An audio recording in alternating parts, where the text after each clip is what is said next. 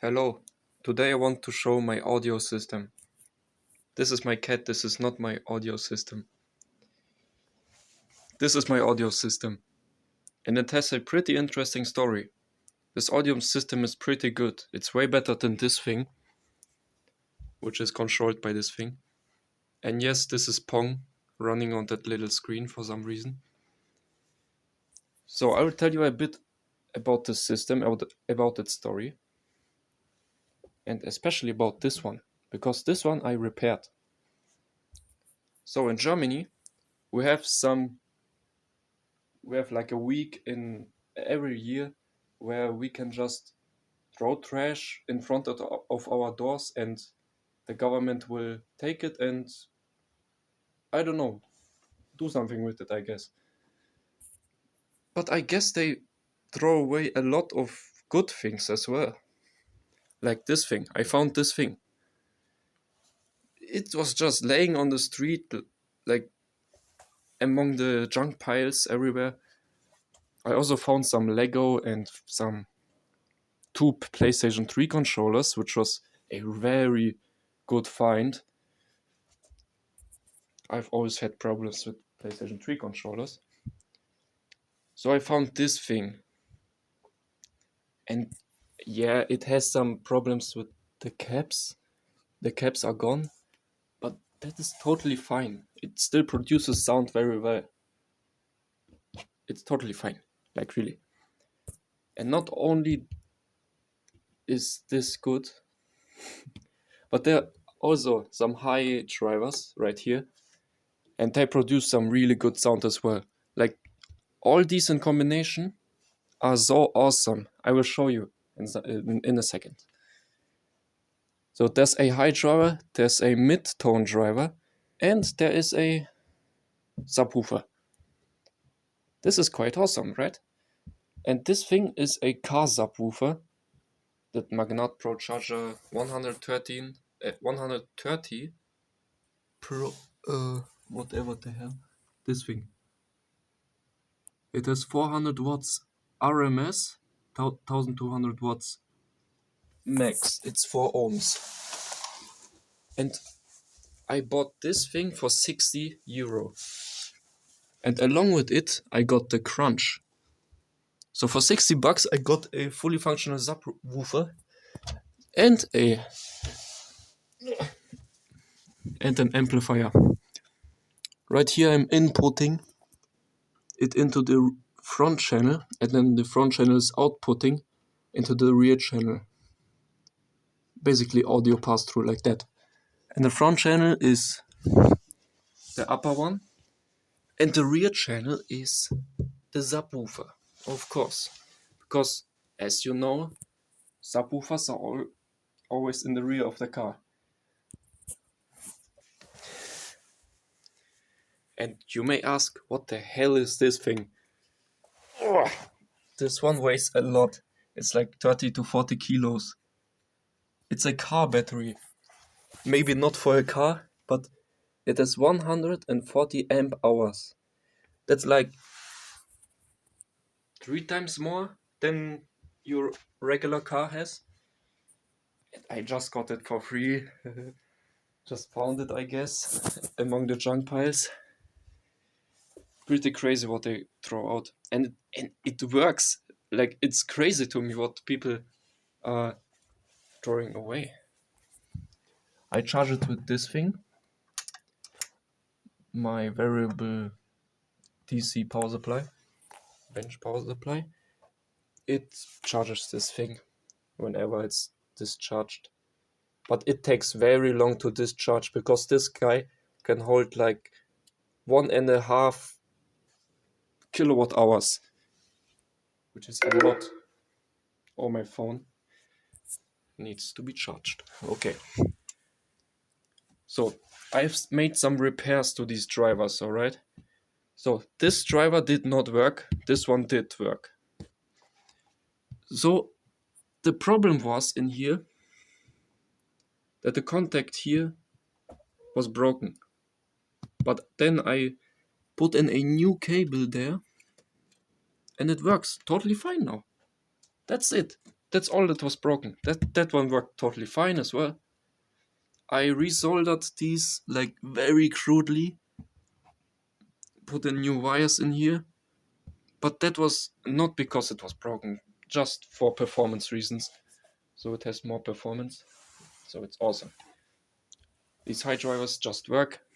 Here negative and plus. Okay, I shouldn't talk this much about that thing.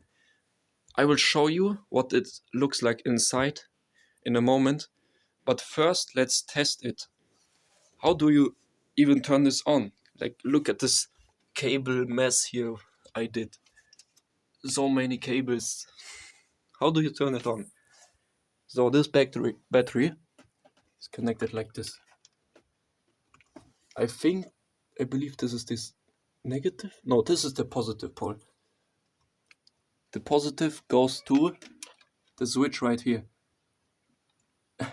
And it took some figuring out to get those contacts in context. Bruh, this just rhymes. Set it to 1 and turns on. Hold on. 1. Now it's on. And then I just connect it to this guy. I must be very cautious because this guy has some mains issues. Now, how does it have mains issues? It makes no sense. Well, it's not connected to the mains at all. It's running from this battery, car battery, which is DC. It has no 50 Hertz hum. But why do I hear 50 Hertz hum or 100 Hertz? Well, that's because the amplifier is, of course, very, very, how is it called?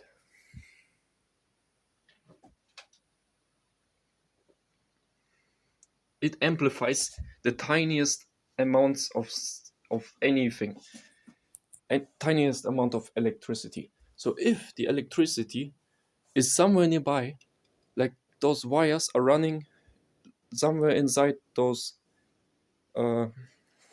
walls, and they produce like magnetic waves, whatever, and that interferes with them. And then you hear the 50 Hertz hum. So you must be very careful that you don't touch this thing here. Right here. Should I touch it? Oh, it's fine. Not that loud. Yeah, that's totally fine. And I need to plug it in here. Please don't be loud. Oh, it wasn't that loud. I think I have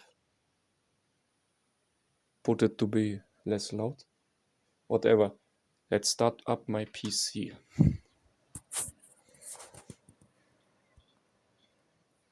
I wanted to get this OLED screen working alongside the TFT screen, but it doesn't work.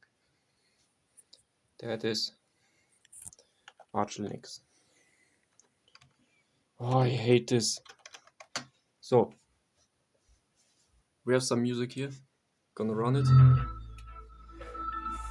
Just like that.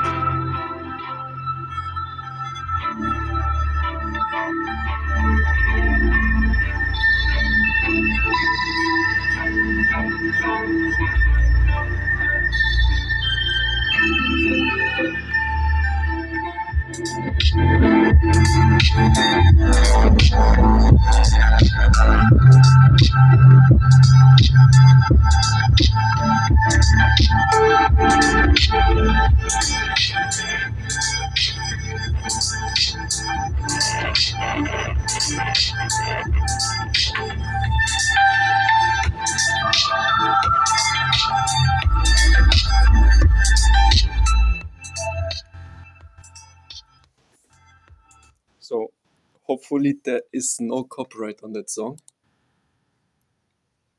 DavZ, Halogen. I think I should credit him. Pretty good music. Very good music. Wow. The bass is really, really good. If you heard, the high tones were also very good. Like, it all is in combination. And it just sounds so good. It sounds better than this guy with those teeny tiny little speakers there. In a car, it would be very good if I could get this into a car. Like this guy back there and this guy, I don't know, somehow facing inwards, whatever. I have an audio equalizer right here, and this guy is equalizing. Duh. Look, techno. I think techno is the best preset for this setup that I have. Because techno does this curve. So the bass is pretty high up, and then it drops here, and then the high tones are higher up. And this gives a really broad feeling, like really good for techno and EDM, whatever. I think it's good for every kind of music actually. These tones, 250 and 500, are the tones which really hurt your ears when you are listening to some kind of music really loudly. So in this setup, this one is pretty low, which means it doesn't hurt my ears that much, even when running at the highest setting, which I just did. Yeah. So check that guy out, DavZ, Halogen. I really like synthwave. Nightwave. I have one problem only. Only one problem. This guy is rated for 1000 watts. But that's just some kind of fake. This guy can do 125? No. 250 per channel. 250 watts per channel maximum. And like 125 watts RMS per channel. It's a big difference, RMS and max. Max is just in like 10 milliseconds how much wattage can be sent into the coil. But RMS is the constant supply of wattage. That is the actual thing that you need to look for when buying anything related to subwoofers or midtones, whatever. RMS is the true power. So this guy wants 400 RMS, but I can only supply him 300. Or wait, 250 even. That's so bad. So this guy has 4 channels. Right here, we have 4 channels back there. And this is for the subwoofer. So it's bridged like that, so we bridge 2 channels, which means the wattage is being added up, 125 plus 125, 250 watts RMS. 150 watts shy of 400 watts RMS. And I would, accounting for the efficiency losses of an amplifier, we would need 500 watts RMS. And they are pretty expensive for me, costing more than this entire setup. So I don't care. 250 watts RMS is enough, I guess.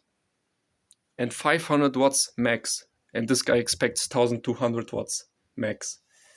So this is completely underpowered right now. This guy could do better.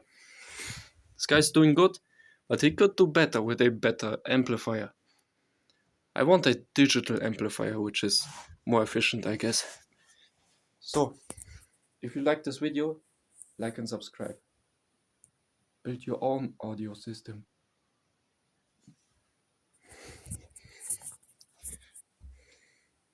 Build your own audio system and all will be good. Bye.